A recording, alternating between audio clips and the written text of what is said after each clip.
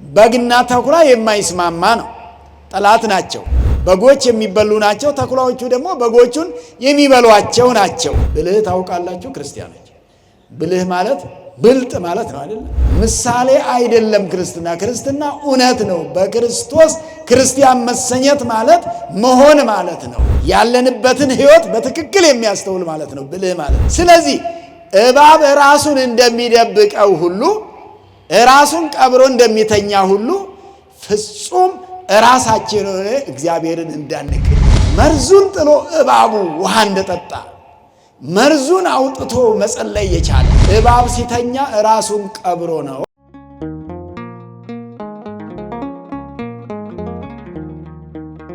ሁኑ እንከ ጠቢባነ ከመ አርዌ ምድር ወየዋሃነ ከመ ርግብ። እንደ እባብ ልባሞች ወይንም ብልሆች፣ ወየዋሃነ ከመ ርግብ እንደ ርግብ ደግሞ የዋሆች ሆኑ። የማቴዎስ ወንጌል ምዕራፍ 10 ቁጥር 16 ቁጥር 16 መነሻው ላይ ጌታ ኢየሱስ ክርስቶስ ይህን ሲያስተምር ወናሁ አነ እፌንወክሙ እነሆ ማእከለ ተኩላት ከመ አባግዕ እንደ በጎች በተኩላ መካከል እልካችኋለሁና እናንተ እንደ እባብ ልባሞችና እንደዚሁም እንደ ርግብ የዋሆች ሁኑ በማለት መድኃኒታችን ኢየሱስ ክርስቶስ ያስተማረውን ትምህርት መነሻ በማድረግ ለጥቂት ደቂቃዎች እንማማራለን። እግዚአብሔር አምላካችን በዚህ በቅዱስ ቃሉ እንዲቀድሰን በሕያው ቃሉ በሕይወት እንድንኖር መልካም ፈቃዱ ይሆንልን። እንግዲህ እንደሚታወቀው መድኃኒታችን ኢየሱስ ክርስቶስ የአምስት ገበያ ሕዝብ እያስተማረ ካለበት ላይ 12 ሐዋርያትን መርጦ የሐዲስ ኪዳን መምህራን አድርጓቸው ለነርሱ ነው ይሄንን መልእክት ያስተላለፈው።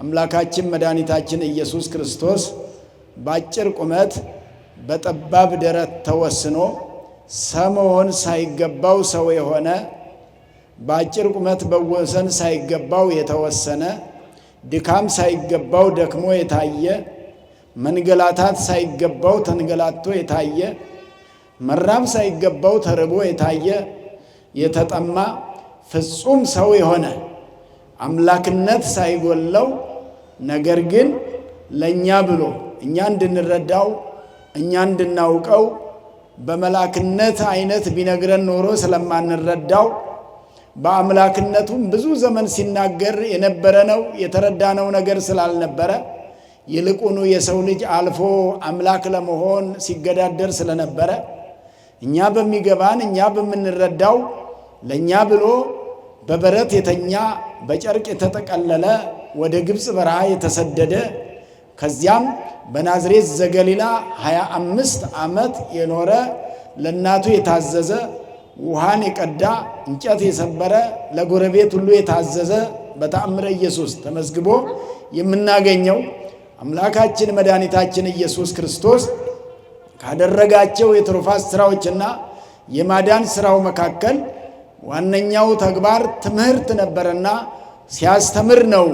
በትምህርቱ ላይ ሰዎች የመጀመሪያዎቹ የአዲስ ኪዳን መምህራን፣ የአዲስ ኪዳን ካህናት፣ 12 ሐዋርያት፣ 72 አርድእት እነዚሁም ይከተሉት የነበሩ 36ቱ ቅዱሳት እናቶች እነዚህ ሁሉ ባሉበት ነውና እንደ ተኩላ እንደ በጎች በተኩላዎች መካከል የሚላኩበትን የዓለም አይነት ለቅዱሳን ሐዋርያት አስረድቶ የተደላደለ ጉዞ እንዳልሆነ የወንጌል ጉዞ ውጣውረድ ያለበት ፈተና ያለበት በግ መሆን የሚያሻው በጎቹ በተኩላ እንደሚበሉ የሚያስበላም እንደሆነ የሚያስገርፍ እንደሆነ መከራ የሚያመጣ እንደሆነ የወንጌል ጉዞ ምቾት እንዳልሆነ ሲያስተምራቸው ሲነግራቸው መድኃኒታችን ኢየሱስ ክርስቶስ እንዲህ አለ። እናንተ የምትሉት ወደ አደባባዮች ይወስዷቸዋል፣ ይገርፏቸዋል፣ መከራ ያደርሱባቸዋል፣ ትወነጀላላችሁ፣ ትጠላላችሁ። ይሄ ሁሉ መጠላት በእኔ ምክንያት ነው የሚሆንባችሁ፣ በራሳችሁ ምክንያትም አይደለም። ሐዋርያት ሲጠሉ የነበረው በራሳቸው ምክንያት አይደለም፣ በሚያስተምሩት በኢየሱስ ክርስቶስ ስም ነው። ሰው በእግዚአብሔር ምክንያት የሚጠላ ከሆነ ዋጋ የሚያሰጥ ጥላቻ ነው የሚሆነው። በራሱ ፍላጎትና በራሱ በሚያደርገው የሚጠላ ከሆነ ግን ያ ለዋጋ ያበቃውም ዋጋ ያሰጠውም ማለት ነውና ቅዱሳን አባቶቻችን ሐዋርያት የተነገራቸው ወትከውኑ ጽሉአነ በእንተ ስምየ፣ ስለኔ ስም በኔ ስም ምክንያት። የሱ ስም የእግዚአብሔር ስም መሐሪ ወመስተሳይል ነው። ስሜኒ መሐሪ ወመስተሳይል ያለ እግዚአብሔር የእግዚአብሔር ስም ይቅር ባይነቱን የሚገልጥ ነውና በኔ ስም ይቅር ባይነቴን ስትናገሩ ትጠላላችሁ ነው ያላቸው እንጂ ትወደዳላችሁ አላላቸውም። የክርስትና ሕይወት በዚህ ምድር ላይ የሚጠሉበት፣ የሚገፉበት፣ በስጋ የሚጎዱበት፣ በነፍስ የሚጠቀሙበት፣ ከጨለማ ወደ ብርሃን የሚወጡበት፣ ያውም የሚደነቅ ብርሃን ወደ ገነት ወደ መንግሥተ ሰማያት የዘላለም ሕይወት የሚያገኙበት ነውና በዚህ ጉዞ ላይ ጌታ ኢየሱስ ክርስቶስ እናንተ ብልሆች አለ። እንግዲህ ብልህ ማለት ይታወቃል። አሁን ከኋላ የተጠቀሰው ቀበሮች ወይንም ተኩላዎች ተጠቅሰዋል። የሚበሉ ናቸው። በግና ተኩላ የማይስማማ ነው፣ ጠላት ናቸው። በጎች የሚበሉ ናቸው፣ ተኩላዎቹ ደግሞ በጎቹን የሚበሏቸው ናቸው። ስለዚህ ሐዋርያት በጎች ነበረ እንዲሆኑ ወይንም ደግሞ እንደዛ ነው። በጎች እነሱን ይገልጿቸዋል፣ እነሱ በጎቹን ይገልጻሉ። እንዲህ ካስተማረ በኋላ አያይዞ ጌታ ኢየሱስ ክርስቶስ ምንድነው ያላቸው? ብልሆች ማለት ነው። ብልህ ታውቃላችሁ ክርስቲያኖች፣ ብልህ ማለት ብልጥ ማለት ነው አይደል? ብልጥ ማለት ደግሞ ይሄ የማይገባ ብልጠትም አለ እዚህ ዘመን ላይ ያለ። አንዳንድ ጊዜ የማይገባ ብልጠት ለማግኘት ወይንም ደግሞ ማስመሰል የሞላበት እውነት የሌለበት ዝም ብሎ የሚያስመስሉት ክርስቲያንም በማስመሰል ክርስትና መምሰል ሳይሆን መሆን ነው። በመሰረቱ መሆኑን ይስጠን እግዚአብሔር። ከመምሰል ተሻግረን ወደ መሆን እንድንደርስ። ክርስትና ማለት ምሳሌ አይደለም፣ መሆን ማለት ነው። ተግባር ነው፣ ድርጊት ነው፣ አፈጻጸም ነው፣ እንዴት እንደሚያልቅ ነው እና ምሳሌ አይደለም ክርስትና። ክርስትና እውነት ነው። በክርስቶስ ክርስቲያን መሰኘት ማለት መሆን ማለት ነው።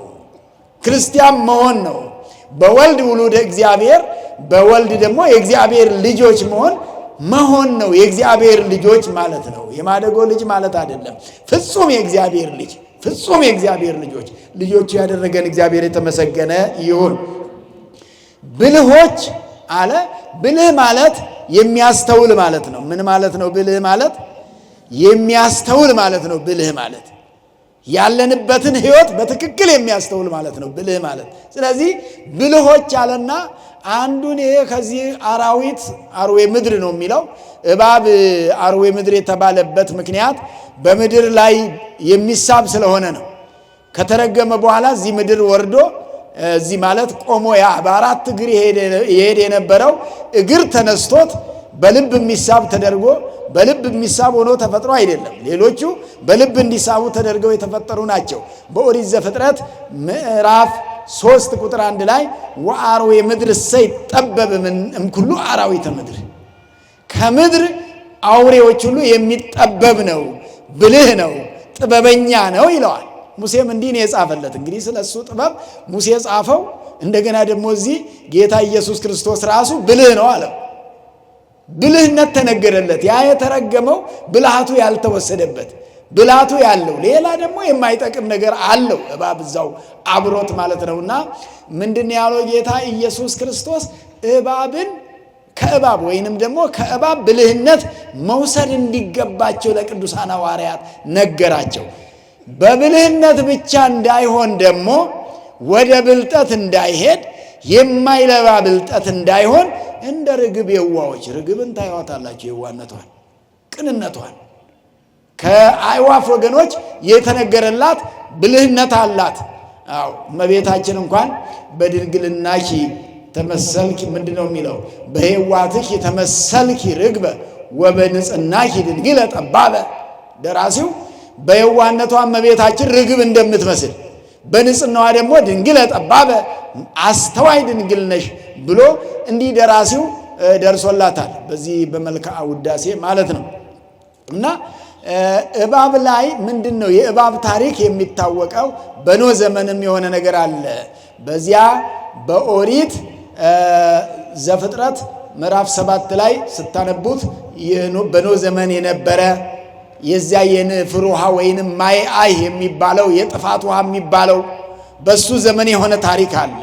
እና እርሱን ከማነሳታችን በፊት ግን እባብ የሚታወቀው ሊቃውንት አባቶቻችን ሲተረጉሙ ተመራምረው መጻሕፍትን አንብበው ጌታ ኢየሱስ ክርስቶስ ይሄንን ነገር ከጠቀሰ እባብን ከጠቀሰው ለምን ጠቀሰው? የእባብ ሕይወት ምን ይመስላል? ትርጓሜ ሲባል በነገራችን ላይ አባቶቻችን በጣም ብዙ መጻሕፍትን አንብበው የተረጎሙት እንጂ ሳይሆን አይቀርም ብለው የተረጎሙት አይደለም። አንድምታ ተብሎ የሚነገረው በቤተ ክርስቲያኒቱ ማብራሪያ እየተሰጠበት ሄደው ጌታ ኢየሱስ ክርስቶስ እንደ እባብ ካለ የእባብ ሕይወት ምንድነው ብለው ሊቃውንቱ ብዙ መጻሕፍትን ነው እባብን በተመለከተ አንብበው የተረጎሙት። እዚያ አንብበው ከተረጎሙት ላይ ምንድነው የሚለው? እባብ ሲተኛ ራሱን ቀብሮ ነው ብለዋል።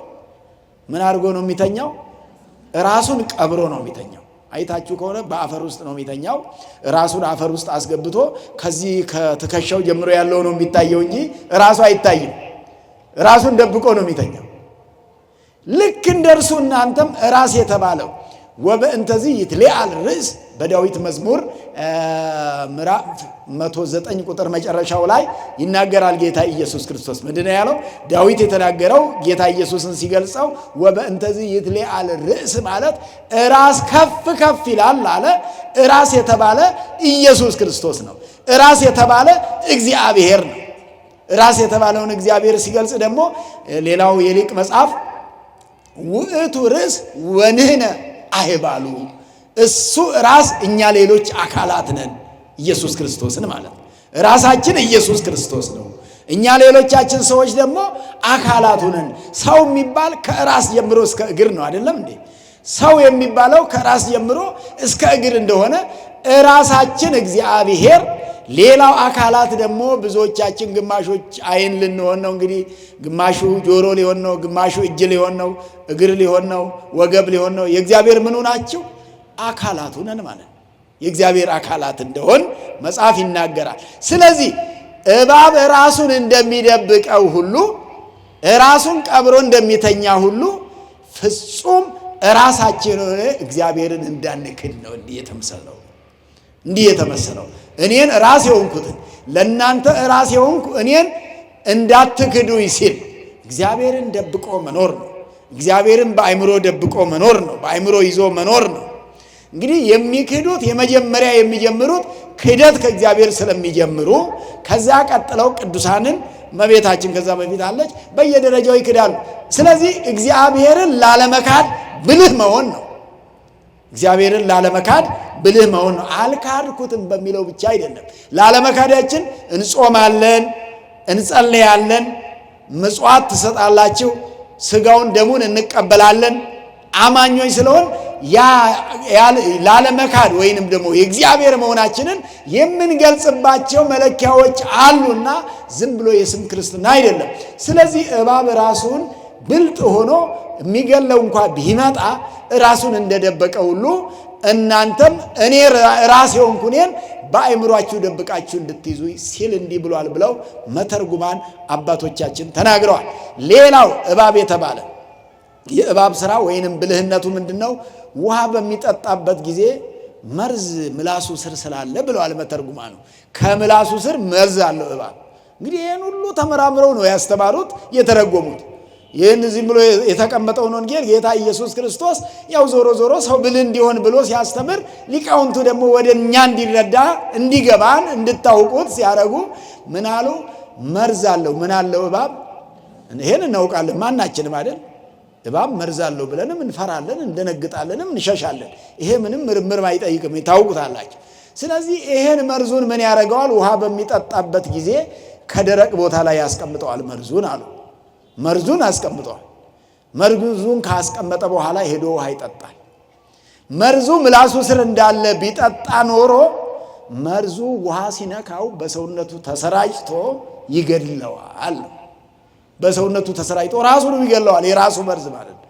ስለዚህ ይገለኛል ብሎ አስቦ እሱ ጋር ያለውን መርዝ አውጥቶ አስቀምጦ ውሃ ሲጠጣ ማን ነው ታዲያ የእባብን ያክል ብልህ ዛሬ? ማን ነው ብልህ?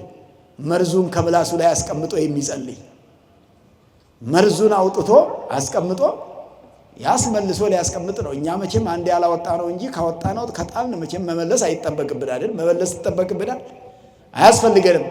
መርዙን ጥሎ እባቡ ውሃ እንደጠጣ መርዙን አውጥቶ መጸለይ የቻለ መጾም የቻለ እንደ ነነዌ ሰዎች መርዙን አውጥቶ ፍጹም ከንጉሥ ቅድም ሲነገር እንደነበረው ከንጉሱ እስከ ሎሌ ድረስ እገሌ ወገሌ አልተባለም። ትልቅ አልተባለ፣ ትንሽ አልተባለ፣ ስልጣን ያለው አልተባለ፣ ስልጣን የሌለው አልተባለ፣ የተማረ ያልተማረ፣ ሀብታም ድሃ ሳይባል አሁን ነነዌ እየተባለ እየታወጀ ነው። አዋጁ አይደለም ተግባሩ ነው ዋናው።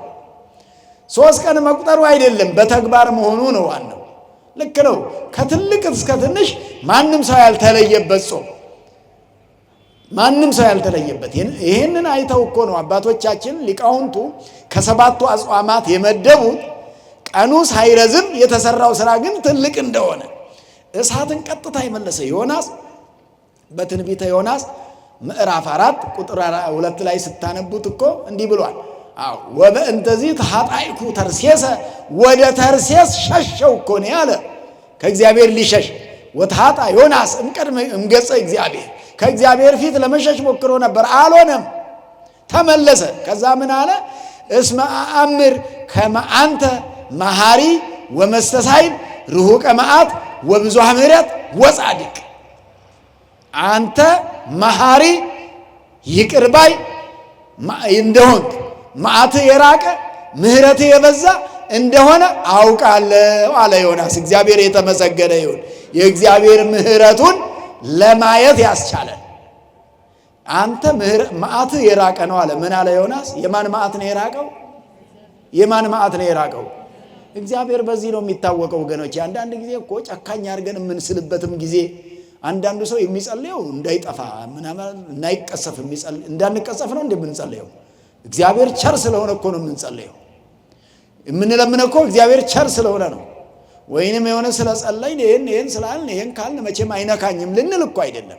ርሁቀ መዓት ነው፣ መዓቱ የራቀ ነው እግዚአብሔር።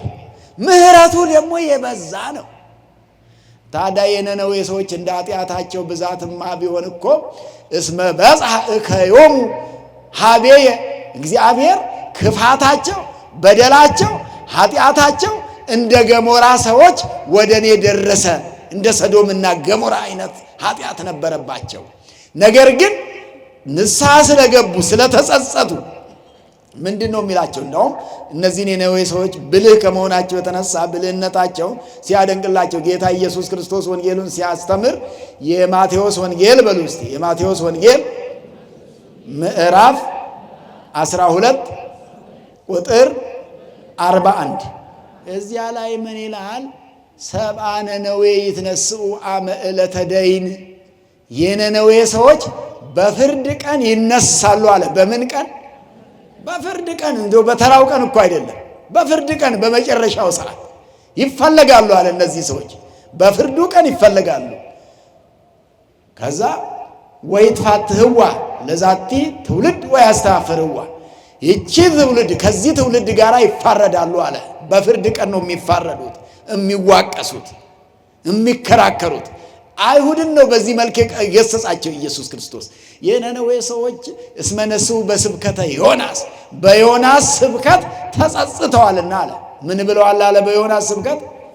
ማን ነው የሚጸጸተው? አሁን አስተማሪ ማማረጥ ነው? እንትና ነገ ይመጣሉ ከነገ ወዲያ ይመጣሉ ነው ወይስ መጸጸት ነው ዓላማው?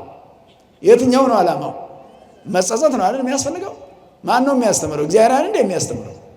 ሌላ ማን ነው የሚያስተምረው? የሚያስተምር አለ? ሌላ አለ? ንገሩኝ። ከእግዚአብሔር ውጭ ማን ነው አስተማሪው? እግዚአብሔር በማንም ላይ አድሮ ያስተምራል። ፍጡር እያመለክ ጊዜህን አትፍጅ። ንስሐ ግባ፣ ተጸጸት። መጸጸት ነው፣ ንስሐ መግባት ነው፣ መመለስ ነው። የአስተማሪ ውድድርም ዋጋ የለውም። አስተማሪ አጥሮ መቼ ጠፋን? አስተማሪ እኮ ቦልቷል። ዛሬ የማያስተምር ምን አለ? ጠቅላላ ይሄ እጃችሁ ላይ ያለው ሞባይል በሙሉ አስተማሪ አይደለ። የምንማርበት ከሆነ የምንመለስበት ከሆነ የምንድንበት ከሆነ የነነዌ ሰዎች እንዳይፋረዱን ያስፈልጋል። ለፍርድ ሊመጡ ይችላል። የዛ የቤተ አይሁድ ምን አለ ጌታ ኢየሱስ ክርስቶስ? ወናሁ ዘየአቢ እምዮናስ ሀሎ ዘየ። ጌታ ኢየሱስ ክርስቶስ ምን አለ? የነነዌ ሰዎች ማን አስተምሯቸው ነው የተጸጸቱት? ቅድም መምህራችን ነግረውናል። ማን አስተምሯቸው ነው? ዮናስ ነው አይደለ? ዮናስ ማለት የዋህ ርግብ ማለት ነው ትርጉሙ። ዮናስ ማለት የዋህ ርግብ ምን ማለት ነው? ዮናስ ማለት ምን ማለት ነው? ሁላችሁም በሉት። የዋህ ርግብ ነው ዮናስ። እንደ ዮናስ ያለ ርግብነቱን እግዚአብሔር ይስጠን። እንዲሁ ቀን በመቁጠር ብዙ ነገር በማለት ሳንጸጸት እንዳንቀር። ከዚያ ጌታ ኢየሱስ ክርስቶስ ምን አለ? እነዛ ሰዎች የነነዌ ሰዎች በዮናስ ስብከት ተጸጽተዋል አለ። በዮናስ ስብከት ተጸጽተው ሊያቃጥላቸው መጥቶ የነበረው እሳት ተመልሶላቸዋል። ታሪኩን መጽሐፉን አንብባችሁታል። 5 ምዕራፍ ናት ያለችው ዮናስ፣ ግን ቁም ነገር ያላት ሰፊ ትምህርት ያለው ነውና እዚያ ላይ ምንድነው የሚለው? እሳቱ ወረደና እያዩት ሰዎቹን ሳያቃጥላቸው ከጾማቸውና ከጸሎታቸው በኋላ ሳያቃጥላቸው የዛፎቹን ጫፋቸውን እያቃጠለ ተመልሶ ሄደ ወደ ሰማይ ይላል። የመጣው ከሰማይ ነበረ። ቁጣው ከሰማይ ነበር የመጣባቸው ባደረጉት ኃጢአታቸው፣ በደላቸው፣ ኃጢአታቸው እንደ ሰዶምና እንደ ገሞራ ሰዎች ወደኔ ደርሷል ብሏልና ያንን በደላቸውን የስንት ዘመን ኃጢአታቸውን የ3 ቀን ሱባኤው፣ ጾሙ፣ ጸሎቱ፣ ምህላው፣ ልመናው ወደ እግዚአብሔር ደረሰና ያን በደላቸውን ጾማቸው ቀደመው። እግዚአብሔር የተመሰገነ ይሁን። በደላቸውን ጾማቸው ቀደመው፣ ጸሎታቸው ቀደመና የዛፎቹን ጫፍ እያቃጠለ እግዚአብሔር እንዲህ መቅጣት እንደሚችል አሳየና ምሕረትን መስጠት እንደሚችል ደግሞ አሳየ። ምሕረትን መስጠት እንደሚችል አሳየ እግዚአብሔር። ስለዚህ ይሄ የሱባኤውን ጸሎት ስናስበው የእግዚአብሔርን ቸርነት የምናስብበት እንጂ የእግዚአብሔርን ጭካኔ የምናስብበት እንዳይሆን ማስተዋሉን እግዚአብሔር ይስጠን። ከዚህ ዮናስ ማለት ብልህ ማለት ነው። እንዳልኳቸው ማን ነው? የዋህ ማለት ነው። ያንን የዛ የእባቡን ብልህነት የወሰዱ አይነት ያሉ ሰብአ ነነዌ በጾማቸው በጸሎታቸው እንደሚድኑ አምነው ይሄን ሲያደርጉ የዮናስን ስብከት ሰምተው ሲጸጸቱ ጌታ ኢየሱስ ክርስቶስ ወንጌሉን ሲያስተምር ምን አላቸው? በዮናስ ስብከት እነሱ ተጸጽተዋል፣ ከዮናስም በልጠው እኔ ግን ለቤተ አይሁድ ነግሬያቸው በአጭር ቁመት በጠባብ ደረት ተወስኜ እኔ አምላክ ወልደ አምላክ ነኝ፣ እናንተን ላድን የመጣሁት አምላከ አብርሃም ይስሐቅ ወያዕቆብ ማቴዎስ 22 ላይ ኢኮነኬ አምላከ ሙታን የሙታን አምላክ አይደለሁም፣ የአብርሃም የይስሐቅ የያዕቆብ እናንተ የምታከብሯቸው የምታገኗቸው እግዚአብሔር አምላካችን ይላሉ እስራኤል፣ አብርሃም አባታችን ይላሉ፣ ዳዊት ንጉሳችን ይላሉ። ዳዊትን በጣም ከመውደዳቸው የተነሳ እሱ ከሞተ በኋላ እንኳን ብዙ የሚነሱ ነገስታትን እና አካዝን ሁሉ ዳዊት እያሉ ይሏቸዋል፣ ዳዊትን ከመውደዳቸው የተነሳ። ስለዚህ የምትወዱት አብርሃም የእሱ አምላክ ነኝ እያላቸው፣ የምትወዱት ንጉሳችን የምትሉት ዳዊት የእሱም አምላከ ዳዊት ነኝ እያላቸው ስላላመኑበት የነነዌ ሰዎች ከእናንተ ይበልጣሉ አላቸው። ከማን? ከአይሁድ። በፊታቸው በአጭር ቁመትና በጠባብ ደረት ተወስነው በፊታቸው እየሄደ ተአምራት እያደረገ ሙት እያስነሳ ለምጽ እያነሳ ድውይ እየፈወሰ ይህን ሁሉ ተአምራት እያደረገ እያዩ ብዙውን ነገር እያሉ በረከተ ህብስቱን እያሉ በ2 ዓሣ በ5 እንጀራ የ5 ገበያ ህዝብ ሲያጠግብ እያዩ አላምን ስላሉ ከዮናስ የሚበልጠው ከእናንተ ጋር አለ አላመናችሁበትምና በዕለተ ምጽአት እነሱ ይፈርዱባቸዋል አላቸው። የነነዌ ሰዎች እንዳይፈርዱብን እግዚአብሔር ይርዳል። የነነዌውን ጾም እየጾምን በትክክል ካልኖርንበት፣ ካልተለወጥንበት፣ ንስሐ ካልገባንበት፣ ስጋ ወደሙ ካልተቀበልንበት የነነዌ ሰዎች ሊፈርዱብን ነው ማለት ነው። ልንከሰስ ነው ማለት ነው። እነሱ ከኛ ሊሻሉ ነው ማለት ነው። የሚፈርዱት በአይሁድ ላይ እንደሆነ ዛሬ አይሁድ ከኛ ጋር ላይኖሩ ይችላሉ። እኛ የዛን ቦታ ይዘን ፍርድ ተቀባዮች እንዳንሆን የሚፈረድብን እንዳንሆን እግዚአብሔር ይርዳን ለማለት ነው።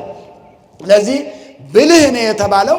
ሌላው እባቡ በኖህ ዘመን በመርከብ ውስጥ ሳለ አፉን ከፍቶ ሲተኛ ርግብ መጥታ አፉ ውስጥ ተቀምጣ ነበር። አፉ ተከፍቶ ሲሞቅ ሙቀቱን አይታ ነበር የተቀመጠችው። አፉ ውስጥ ስትቀመጥ በዚያ ቢበላት ኖህ አውጥቶ ወደ ውጭ ሊጥለው ነው።